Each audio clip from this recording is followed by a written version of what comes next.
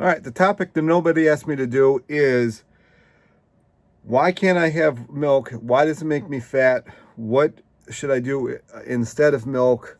Or should I just drink milk and not listen to you? So I'm going to give a little bit of backstory. I used to have a lot of milk products. I used to do the whey protein. I used to do the regular milk, the whole milk. I never really did the 2 or 1% milk because if you read the labels, it really doesn't make any sense. There's still plenty of fat in 1 and 2% milk. It's kind of ridiculous.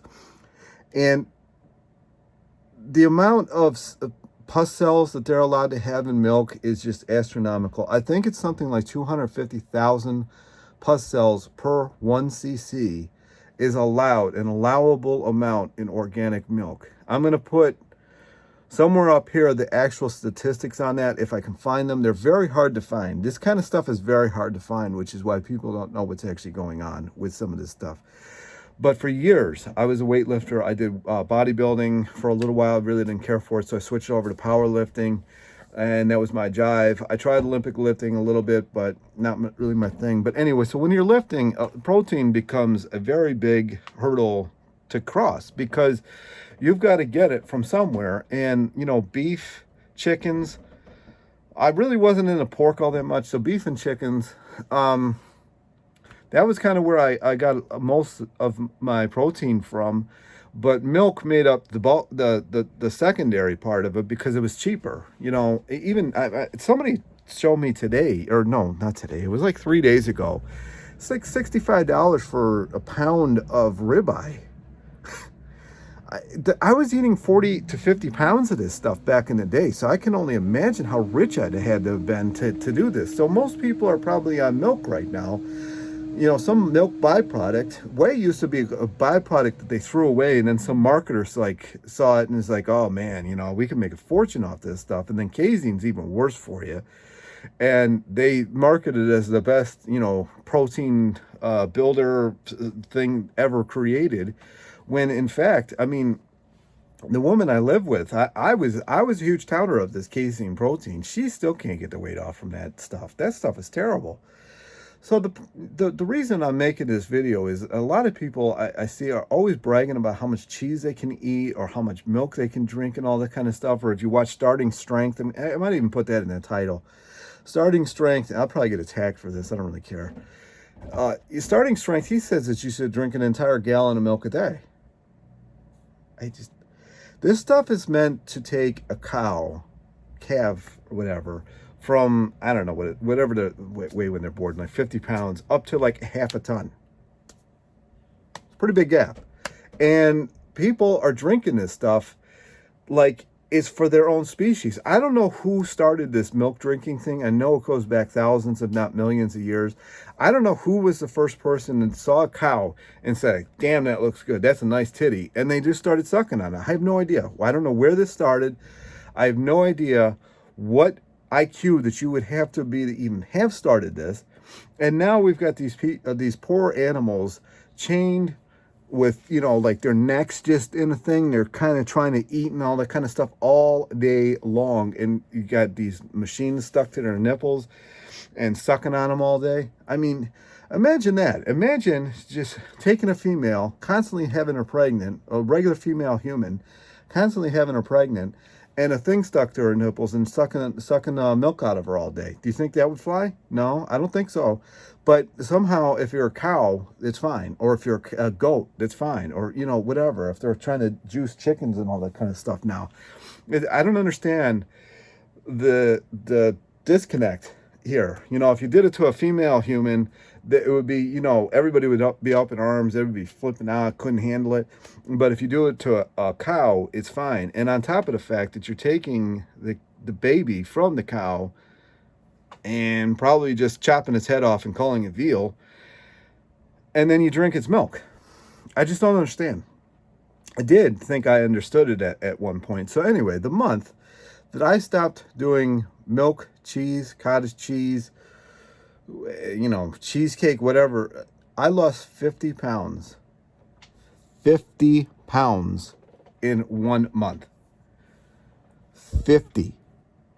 That stuff is nothing but inflammation waiting to be spread across your body. It's just, it finds a nice little nestle in your gut, in your butt, on your thighs, on your titties, wherever, and it stays there. And it just, it builds a house, it becomes a carpenter, builds a house, and it is there. Your body has 100, almost like a 99% proficiency at storing fat. It has to do nothing to it. Nothing. Your body has an unlimited ability to store fat. Look at my 600-pound life. There's 800-pound life, I think 1,000-pound life. And the majority of these people is that they blame it on sugar too. Sugar, good old, this is the white stuff that you should be drinking. Put some in water, stir it up, make a gel. And you see the people who consume mostly sugar, they're skinny. They got spoon butt. Here's a spoon, here's a little butt, here's her back. If you can imagine, these Asians, the Africans, the South Americans, all these people who eat no protein, they just eat potatoes, corn, rice. These people are skinny. They're more efficient than any of us. They get everything done. I mean, look at the Asians, man. I mean, these people are 90% carbohydrate, and they have an unlimited, they run circles around us. So we lost Vietnam. We almost lost, we only won against Japan because we had atomic bombs. These people are nuts. They live on rice, sugar, a little bit of some vegetables, and a little bit of meat.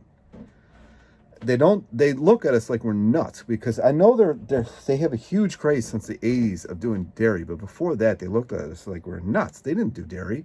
And they had no cancers, they had no heart attacks, they had none of this kind of stuff, no diseases. They just died.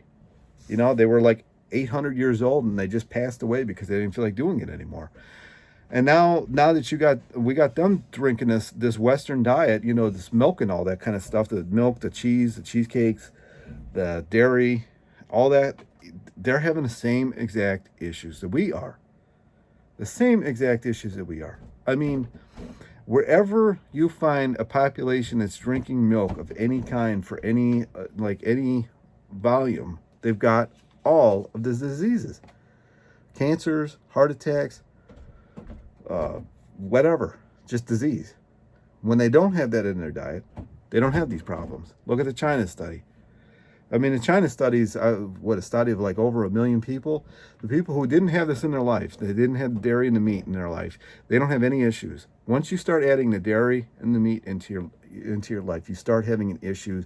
You start needing antidepressants. You can't function because your brain doesn't function correctly. You're drinking the coffee because you have no energy. And you just keep doing it. It's a cycle. And then when you go to these cancer bake-offs, where they're trying to make money to support cancer, they're serving you dairy, which is causing the cancer. They're giving you brownies, which is causing the cancer. And it's just a repeating cycle. So if you're on starting strength, if you're on a strength program, if you need protein, there's so many proteins other than dairy and meat. There's so many of them. The craziest part is I was eating very little protein toward, like in my later lifting years, and I still can outlift you. Guarantee it. Not anymore. But back in my day when I was lifting, you couldn't touch me. I would outlift you any day of the week. I don't care who you are. There's very few people, unless you're not an Eddie. If you're injecting the steroids, if you're taking growth hormone, if you're taking IGF-1, if you're taking all that kind of stuff, yeah, I can't outlift you. But if you are natty to natty, you would not have outlifted me. No way. And I was on basically pea protein and hemp protein and a couple other things. I still was outlifting most people, most humans.